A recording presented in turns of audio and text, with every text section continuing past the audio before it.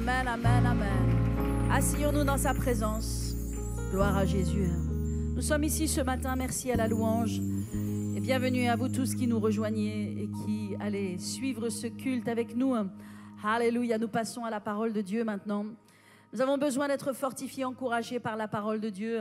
Et comme je le disais, même la semaine dernière, mon mari a toujours dit, rien n'est plus important que la parole. Et nous avons besoin de nous mettre devant la parole de Dieu et nous avons besoin d'écouter la parole de Dieu. Alors, est-ce que vous êtes prêts ce matin pour entendre la parole de Dieu? Alléluia. Mais avant de passer à la parole de Dieu, je vais vous parler un petit peu du ciel et vous rappeler que le ciel existe. Amen. Et que l'enfer existe aussi. Et que lorsque j'ai eu 11 ans, j'ai eu la chance de voir le ciel.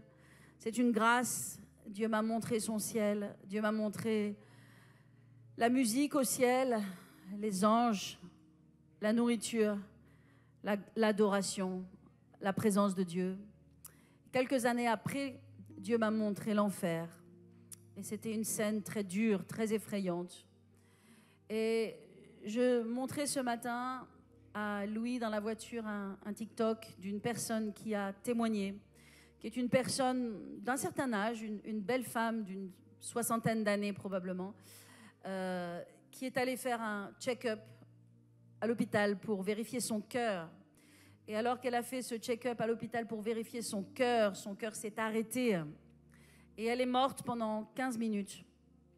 Elle s'est vue sortir de son corps. Rien de très étonnant pour nous, mais c'est important de le dire. C'est important de le dire parce que les gens ont besoin de l'entendre. Amen. Elle est sortie de son corps, elle s'est vue au-dessus de son corps, elle a vu son mari, elle a vu les infirmiers, elle a vu les équipes médicales courir dans tous les sens. Et puis au bout d'un moment, elle est partie dans la présence de Dieu. Et la chose qu'elle a dit, au début, elle était entre la vie et la mort. Et elle avait son mari à côté d'elle. Et elle était en train de mourir, mais elle voyait déjà le ciel. Et elle disait à son mari, « Oh, il y a tellement de fleurs. Ces fleurs sont magnifiques, ce sont des fleurs extraordinaires. » Et son mari raconte comme cela, il dit, moi qui étais dans la chambre d'hôpital, probablement quelque part dans le bloc opératoire, il n'y avait vraiment pas de fleurs. J'ai cherché partout où est-ce qu'elle pouvait voir des fleurs, mais moi, je n'ai pas vu de fleurs. Et j'ai compris qu'elle était déjà en train de partir dans le ciel et qu'elle voyait des fleurs. Alléluia. Le ciel est la meilleure chose qui puisse nous arriver. Dieu est au ciel. Jésus est au ciel, il est à la droite du Père. Et un jour, nous qui avons marché avec Dieu, servi Dieu et qui avons fait les bons choix, parce qu'il n'y a pas d'autre choix, c'est le meilleur choix. Ne regrettez jamais ce choix.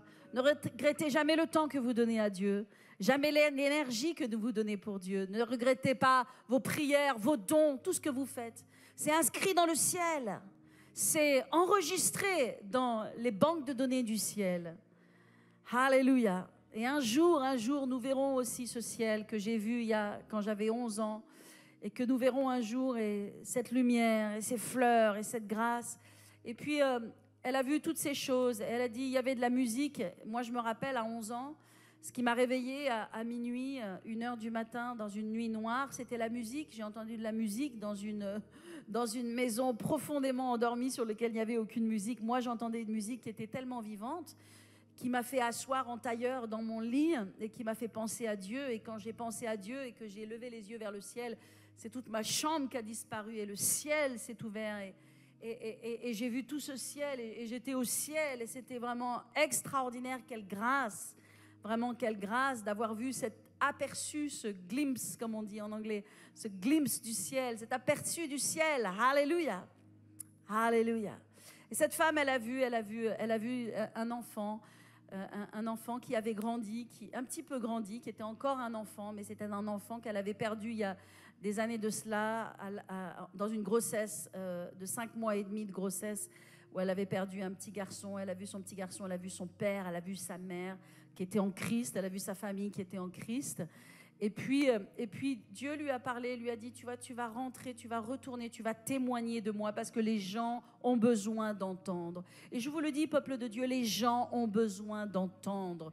Nous avons besoin d'amener les gens à l'église parce qu'ils ont besoin d'entendre autre chose que BFM, autre chose que les paroles d'incrédulité qui sont dans ce monde. Ce monde ne croit pas en Dieu, mais Dieu existe quand même. Ce monde croit dans des philosophies, dans toute espèce de choses qui sont simplement des mensonges et des supercheries de Satan. Non, Dieu existe, Jésus est le sauveur du monde. Alléluia. Et Jésus lui a dit, avant que tu retournes témoigner, je vais t'amener en enfer. Et il l'a amené sur le bord de l'enfer. Et la raison pour laquelle je vous dis cela, parce que simplement je partageais cette vidéo avec Louis ce matin, mais je pensais à une chose, c'est que de la même façon que cette femme, Dieu lui a montré le ciel et Dieu lui a montré l'enfer, moi-même, dans mon jeune âge, Dieu m'a montré le ciel et Dieu m'a montré l'enfer. La différence, c'est qu'il y avait quelques années qui ont séparé cette expérience. Et cette femme, elle a vu cela dans la même expérience et Jésus l'a amenée au bord de l'enfer. Et ce qu'elle a vu, c'était terrible et l'odeur, c'était une odeur de chair brûlée. Une odeur de chair brûlée, des cris, des hurlements, des grincements de dents. Et vous savez, quand on entend cela, on se dit, Jésus ne ment pas et la Bible ne ment pas. Et tout ce que Jésus a dit, vous pouvez prendre ces paroles, les lire les unes derrière les autres, on peut dire religieusement, mot après mot, en réalisant que chaque mot compte dans la parole de Dieu, chaque parole de Jésus compte, et que tout ce qu'il a dit, c'est pas un conte, c'est pas une fable, c'est pas une histoire. Quand il parle de l'enfer, quand il parle des gens qui sont mangés dans le feu, qui sont mangés par des vers, qu'il y a des cris et des grincements de dents, c'est la vérité. Jésus n'est pas venu nous dire autre chose que ce qu'il connaît lui-même. Et quand il nous a dit qu'il nous préparait une demeure dans le ciel, alléluia, pour nous, pour que nous soyons éternellement avec lui, ce n'est pas une fable, ce n'est pas une histoire, c'est une réalité. Donc, gloire à Dieu pour Jésus. Donnons notre vie à Jésus, donnons notre temps à Jésus, donnons notre énergie à Jésus, donnons notre cœur à Jésus, donnons le restant de nos vies. Si aujourd'hui vous êtes là et que peut-être vous n'avez jamais encore donné votre vie à Jésus, vous n'avez jamais encore servi Dieu ou donné quelque chose à Dieu, c'est jamais trop tard pour faire bien. Vous pouvez le faire à partir de maintenant, mais comprenez que Jésus soit le centre de votre vie, qu'il soit le centre de votre cœur et le centre de vos préoccupations, parce qu'il est vraiment la personne la plus importante que vous puissiez avoir dans votre vie. Alléluia. Si vous avez Jésus et que vous êtes pauvre, vous êtes riche. Mais si vous n'avez pas Jésus et que vous êtes riche, vous êtes pauvre. Parce que la vraie richesse s'appelle Jésus-Christ. Il est le sauveur du monde. Il est notre Seigneur. Il est venu mourir à notre place pour nous ouvrir le ciel. Il n'y a pas plus grand amour que Jésus-Christ. Alors quand j'ai dit ça, j'ai dit ce que j'avais envie de vous dire. J'ai dit ce que j'avais envie de partager. Et ça, nous avons besoin de le partager à tout le monde. Je prie que dans les jours à venir, chacun d'entre nous, nous amenions des gens à l'église. Et je pense, église, que nous avons besoin de nous encourager, de nous exhorter nous-mêmes. Nous sommes occupés, affairés, nous avons du travail et parfois nous n'avons pas le temps de penser à nos voisins, d'aller prier pour un tel et d'évangéliser, ne serait-ce que nos amis, nos familles, nos proches, nos voisins. Mais je dis que nous allons le faire dans le nom de Jésus parce que le temps urge, parce que c'est urgent, parce que rien n'est plus important que cela.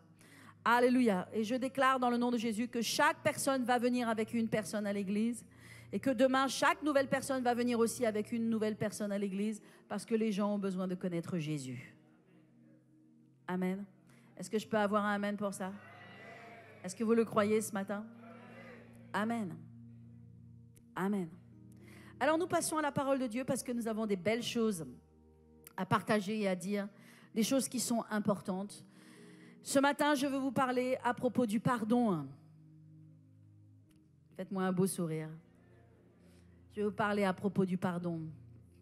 Parce que le pardon, c'est important. Le pardon, c'est divin. La rancune, c'est humain. Mais le pardon, c'est divin. Alléluia. Et nous devons vivre, mes amis, dans la dimension de Dieu maintenant que nous sommes des chrétiens. Est-ce que tu es un chrétien? Est-ce qu'il y a des chrétiens dans cette église? Est-ce qu'il y a des gens qui disent, moi je suis chrétien, Jésus est dans mon cœur, je suis un chrétien, je crois en Jésus, alléluia. Si vous êtes chrétien, faites-moi mais un vrai beau amen de tout votre cœur. Alléluia. Alors, à vous tous qui avez répondu si brillamment, j'aimerais vous dire ce matin que la parole de Dieu nous défie. Elle nous défie à vivre comme Dieu veut que nous vivions. Elle nous défie à vivre dans le standard, dans le niveau, dans la dimension de Dieu. Dans la façon dont Dieu est. La parole de Dieu nous dit que nous qui sommes des enfants de Dieu, nous devons ressembler à notre Père.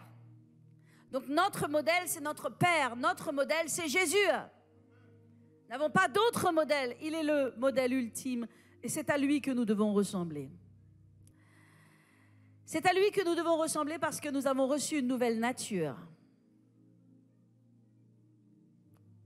Nous sommes nés de nouveau. La nouvelle naissance, c'est quelque chose qu'il faut comprendre. C'est quelque chose qu'il faut explorer. Parce que la nouvelle naissance est une révolution. C'est l'Esprit de Dieu qui vient en nous. C'est l'Esprit de Dieu, le souffle de Dieu qui vient à l'intérieur de nous.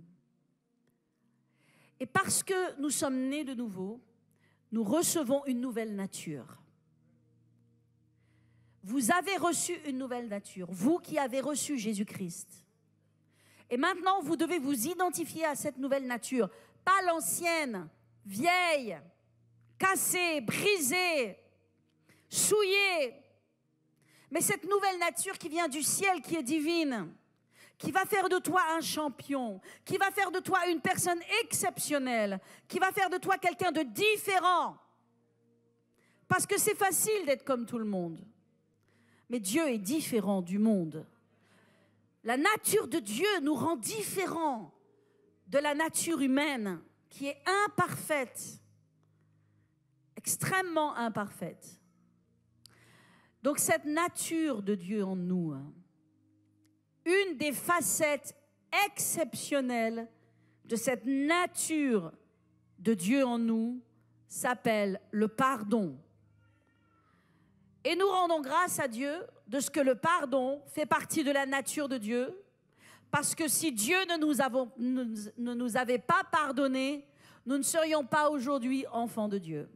Alors j'aimerais que tu donnes un petit coup de coude à ton voisin et que tu lui dises, tu es un enfant de Dieu. Allez-y, tous vos voisins, tout le monde. Alléluia. Amen. Tu es un enfant de Dieu. Écoutez-moi, Église, tout le monde a besoin de recevoir cette parole ce matin. Et je demande vraiment votre attention. Amen. Parce que vous avez besoin de recevoir cette parole. Une des facettes de Dieu, c'est le pardon. C'est pourquoi, ce matin, je veux vous parler et vous partager cette parole qui dit peut-être, toi tu dis peut-être, mais je ne sais pas pardonner, je n'arrive pas à pardonner. Combien de gens ont dit déjà ces choses? Je n'arrive pas à pardonner. Oui, mais ce matin, tu vas arriver à pardonner et tu vas comprendre la puissance du pardon. Parce que Dieu t'appelle à vivre libre. Est-ce que je peux avoir un amen pour cela? Alléluia. Et donc, je veux t'enseigner justement comment vivre libre, comment sortir de tes blessures, comment sortir de tes offenses, comment sortir des choses qui te tuent, qui volent ton temps, ton énergie, ta pensée, ton onction, ta destinée. Parce que les offenses, les blessures, ce sont des voleurs de destinée. Ce sont des choses qui viennent voler notre vie. Voler le plan de Dieu pour notre vie.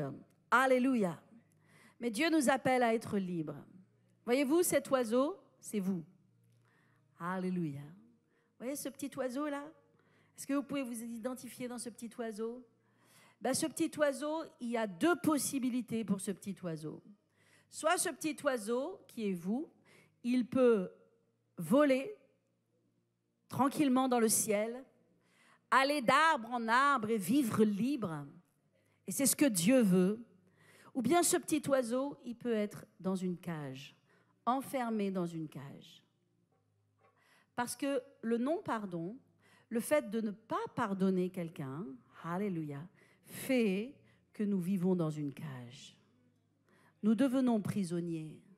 Nous pensons que ce sont les gens que nous emprisonnons, que nous voulons qu'il leur arrive peut-être du mal, nous voulons que le mal qu'ils nous ont fait, eh bien, eux aussi, ils souffrent de ce que nous avons souffert. Mais la réalité, nous n'emprisonnons personne. Nous ne pouvons pas emprisonner quelqu'un. La seule personne que nous emprisonnons quand nous ne pardonnons pas, c'est nous-mêmes. Alors cet oiseau, c'est vous. Il peut voler librement dans le ciel ou bien il peut être éternellement dans une prison. Et s'il est dans une cage, s'il est dans une prison, il ne va jamais accomplir sa destinée, il ne va jamais entrer dans la vie de liberté que Dieu a pour lui. Donc vous devez comprendre la puissance et l'importance du pardon. Et voyez-vous, dans le corps de Christ, je pense qu'il y a une épidémie de non-pardon. Et vous savez, quand je parle du pardon, je suis vraiment pas du tout en train de penser à quelque situation que ce soit, parce que par la grâce de Dieu, vraiment, j'ai pas de souci. Donc, je suis pas en train de penser à une situation en particulier, mais je parle dans le corps de Christ en général et dans mon expérience de pasteur depuis de longues années. Je peux vous dire que j'ai vu beaucoup de non-pardon dans la vie des enfants de Dieu. Et cette pandémie, vraiment, de non-pardon, c'est dangereux. C'est dangereux, le non-pardon, parce que ça bloque notre vie spirituelle, ça bloque nos prières, ça bloque nos bénédictions. Et Dieu ne nous appelle pas à vivre dans le non-pardon. Dieu nous appelle à libérer le pardon, à libérer l'amour. Et vous allez voir que c'est possible dans le nom de Jésus. Alléluia. Alors, la première chose que je veux vous enseigner 2-3 choses, ok? Ça va pour vous? Vous êtes avec moi? Est-ce que vous avez votre Bible? Alors, montrez-moi votre Bible un peu. Si vous avez votre Bible, alléluia. Est-ce qu'il y a des gens qui viennent encore avec leur Bible à l'église? Hey, votre bonne vieille Bible, alléluia. Ok, si vous avez votre Bible avec vous, vous savez, je vous apprends rien, mais je vais vous aider à réfléchir. Vous savez que cette Bible, elle a 2 parties, n'est-ce pas? Ok. Elle a une première partie qui s'appelle l'Ancien Testament. Amen. Alléluia. Et elle a une deuxième partie qui s'appelle le Nouveau Testament. Ça veut dire que Dieu nous a donné une parole, sa parole, n'est-ce pas, en 2 parties. Dieu a écrit 2 copies. Il a rendu 2 copies. Une première copie qui s'appelle l'Ancien Testament. Une deuxième copie qui s'appelle le Nouveau Testament. Et en cela, il nous a donné donc 2 alliances. Une première alliance, puis une deuxième alliance. Et donc, il nous a donné 2 lois. Une première loi, l'Ancien Testament, et une deuxième loi, le Nouveau Testament. Jusqu'ici, vous êtes avec moi? Ok. La première loi, qui est la loi de l'Ancien Testament, elle nous a été donnée, mais sans grâce, sans pitié, sans amour. C'est une loi sur laquelle les sociétés, Napoléon, lorsqu'il a créé le Code civil, c'est-à-dire les lois qui régissent toute société, il s'est entièrement inspiré de la Bible. C'est un fait. Parce que la première loi, qui est une loi qui a été donnée par Dieu, mais c'est une loi sans grâce, elle ressemble finalement à une justice humaine. Tu me voles mon bœuf, tu me rends un bœuf. Tu détruis mon puits, tu reconstruis mon puits. Tu me fais tel dommage, tu me rends cela. Et donc, dans cette première loi, il y a des lois, mais il n'y a pas de grâce. Ça s'appelle l'Ancien Testament. C'est une loi sans grâce, sans pitié, sans amour, comme une justice humaine. Mais Dieu ne s'est pas arrêté à l'Ancien Testament. Et vous savez, les religions, toutes les religions, elles ne sont pas 2 parties. Nous sommes la seule à avoir 2 parties. Parce que toutes les religions, et certaines en particulier, elles n'ont vraiment qu'une partie. Et cette partie, c'est la loi. Et elles ont même une loi qui est encore plus dure, une loi qui est terrible, une loi qui est cruelle, une loi qui dit des choses et qui fait des choses terribles aux gens. Dieu n'a pas écrit cette loi-là. C'est une loi qui est juste, mais qui est comme si elle était humaine. Mais c'est la loi de Dieu. C'est la première partie. Cette première partie nous enseigne que sans la grâce, sans Jésus, parce que Jésus est la grâce, nous ne pouvons pas y arriver. La vie est difficile. Alors, Dieu nous a donné cette première copie, puis il nous a donné la deuxième copie, pour que grâce à la première copie, nous ayons la révélation de la deuxième copie. Parce que des fois, il faut être capable de comparer les choses pour les apprécier. Que si seulement nous avons la grâce, sans la loi, nous ne pouvons pas apprécier l'immensité de la grâce.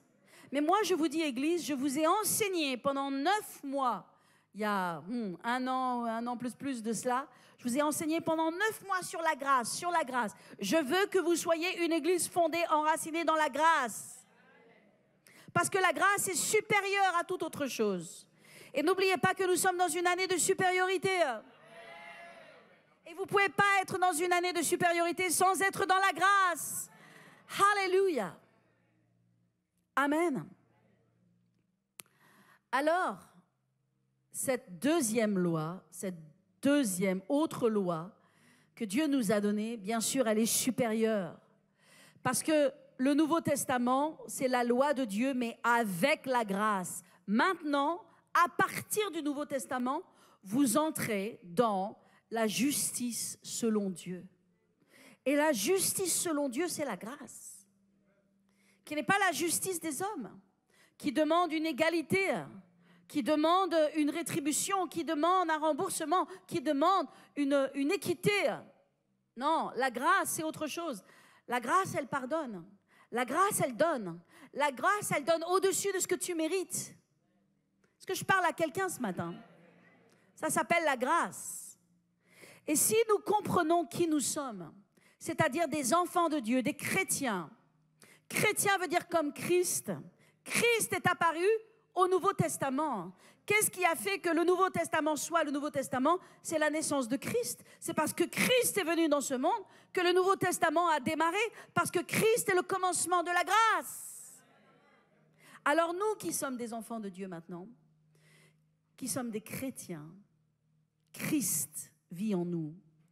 Non seulement nous devons comprendre la grâce, mais nous devons marcher dans la grâce, nous devons donner la grâce, nous devons transpirer la grâce, parce que la grâce est supérieure à toute autre chose. Si vous le croyez ce matin, dites Amen. Si vous le recevez dans votre cœur ce matin, dites Amen, je ne vous entends pas. Maintenant, nous appartenons à cette loi. Et je vais vous expliquer maintenant quelle est cette loi. Et vous allez tourner avec moi dans Matthieu 5. Vous êtes toujours avec moi, hein? J'ai perdu personne? Vous tous, nos amis sur Internet, vous êtes toujours avec moi, hein? Vous êtes bien attachés, bien accrochés. Vous avez besoin de cette parole. Elle va vous transformer. Regardez Matthieu 5. Alors nous savons une chose, c'est que Matthieu 5, c'est le premier message, le premier sermon que Jésus a prêché. Et il a prêché ce sermon à l'âge de 30 ans. Amen. Pourquoi est-ce que Jésus a prêché ce sermon à l'âge de 30 ans? Parce qu'en Israël, quand vous avez 30 ans, vous êtes un adulte. Et si vous êtes un adulte, on vous considère comme quelqu'un qui a quelque chose à dire. Vous pouvez parler, vous allez être entendu. Mais si vous n'avez pas 30 ans, on vous considère encore comme un enfant et on ne va pas vous entendre. Donc Jésus, qui a fait sa bar mitzvah à l'âge de 12 ans, qui était capable de répondre aux sages, aux religieux de l'époque, de leur expliquer le ciel, de leur révéler la parole de Dieu, qui à l'âge de 12 ans avait la plénitude de la connaissance de la parole de Dieu, a attendu 18 ans de plus pour avoir 30 ans, pour que enfin tout le monde puisse considérer ses paroles et l'entendre. Donc il a eu 18 ans de patience pour toi et pour moi, de sorte qu'il puisse se tenir sur le mont des béatitudes et qu'il puisse prêcher ce premier message qui est révolutionnaire. Tous les philosophes, tous les grands hommes de notre monde qui ont marqué l'histoire du monde se sont inspirés des paroles de Jésus. Il n'y a pas eu un philosophe, il n'y a pas eu un sage, il n'y a pas eu un grand homme politique, il n'y a pas eu une personne sur la terre qui ait été connue et qui ait fait des grandes choses qui ne s'est pas inspiré des paroles de Christ. Parce que les paroles de Christ sont révolutionnaires.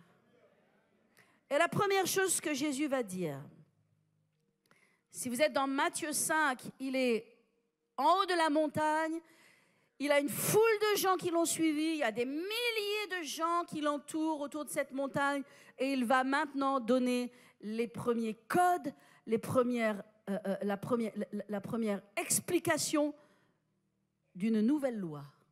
Maintenant, on entre dans une nouvelle loi et cette nouvelle loi, c'est la loi de la grâce. C'est la loi de l'amour, c'est la loi de Dieu, c'est la loi de supériorité. La première chose qu'il dit, écoutez-moi bien, la première chose qu'il dit, il dit « Heureux les pauvres en esprit ». Amen. « Heureux les pauvres en esprit, car le royaume des cieux est à eux ».